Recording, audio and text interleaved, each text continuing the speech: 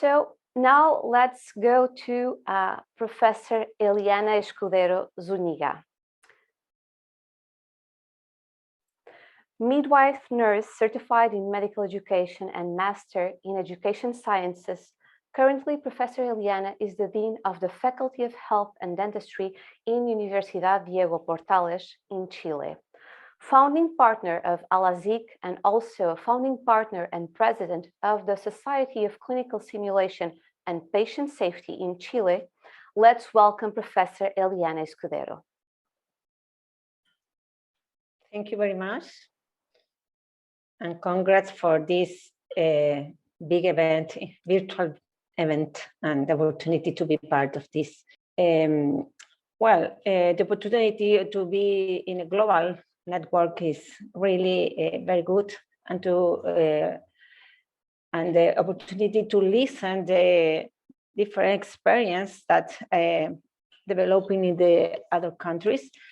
So sorry for my language, because always I speak in Spanish, but I'm going to do the best.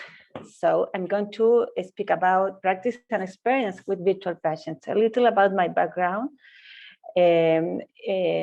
I am now member of the community of Global Patient Safety Network from the global organization, World Global Organization, and past board member for the Society of Simulation in Healthcare, the SSH. And now I am working within Axel, chairs of the RIG. He's the international group with different countries in the region. My disclosure, I don't have interest conflicts, and this work that I am going to present was doing with the collaboration of 3 academics of the School of Dentistry and Health in my university. I have two objectives for discuss the concept of virtual simulation, the competencies that can be acquired through this methodology. In our case, and in Latin America in general, the simulation has less year than your countries that you are participating the other speakers. So it was necessary to understand some concepts in the region that we are beginning, that we are developing grow experience with the simulation. And the other objective is share our experience integrating virtual simulation and the new challenges that we have. A little background about the university. My university has only 40 years. We are celebrating this 40 years old now. It's private. We have 10 schools with 35 programs. The schools have, some of them have more career that each of one have one. In my case, I have 5 careers in the school. So we have around 16,200 students undergraduate, and a small group postgraduate with master, doctor, residence, and continuous education. Like I am saying, the school, my school where I am the dean, has 5 schools, nurses, midwives, therapists, with 3 areas of mentions, technologies, and dentistry. We have 1 campus only in Santiago, the principal country in Chile, with different spaces, labs, a dental clinic, and the SIM center is new because we don't have it before the pandemics. So we decided to develop because it was very necessary, and I arrived to this university 3 months before the pandemic. So for me, it was very interesting to develop this project because I am working with simulation many years. So in my university, I don't have it. So we decided to develop this simulation center that we call CECIFI, Simulation Center, Innovation and Interdisciplinary Education. This is the webpage where we can develop all the activities and the information that is necessary to know about our SIM Center.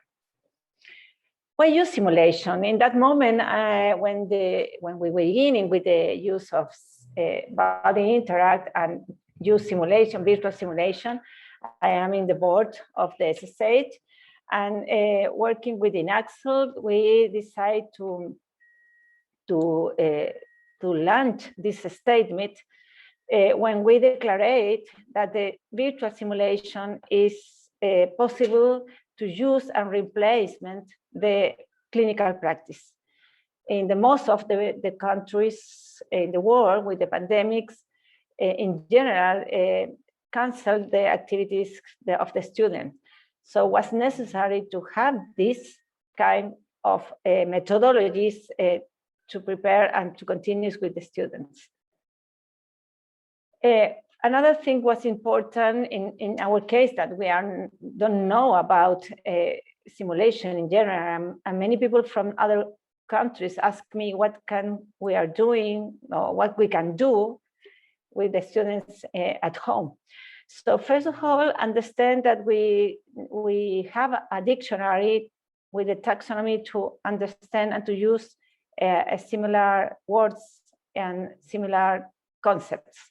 So at this moment, this dictionary is in many languages, so it's very useful for all if you want to use. But the concept was a distance simulation that include all of the different modalities that you can use and was used in different institutions. In this case, body track, I think is a remote simulation because you need to stay no with the students, no near with the students. You need software, you need to be software, a technology. So another thing was necessary to include in our experience was use the ethics codes and the standards to design the scenario, and all the activities that we are going to develop with the simulation include remote simulation. How can we use distance simulation? Well, first we have to decide we need a platform. We use Canvas. No, not all the university or the institution have good access to the students, so it was important to recognize the students have to use the same platform like the teacher. Require meeting for discussion and decision making about how can we do it, and require adjustment to the curriculum with experts. The model was the model education need to be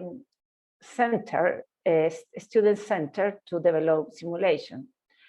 It's recommended and integrate an interdisciplinary approach because it's the cost it's necessary to share, to develop at the same time, and to integrate the standards of the documents of all that you require for the institution.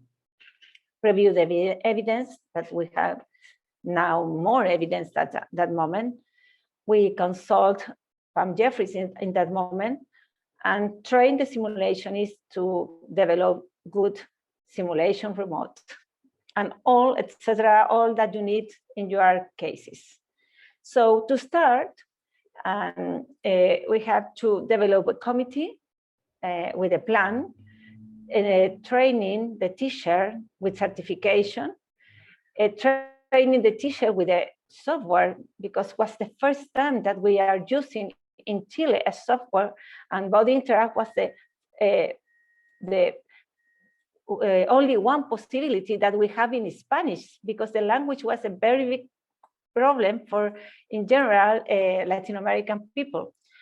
We have to share, we use 41 cases in only 3 careers, synchronic and asynchronic model. The asynchronic was not easy because the student, incredible, but they use a lot of the technology, but they don't want to use alone.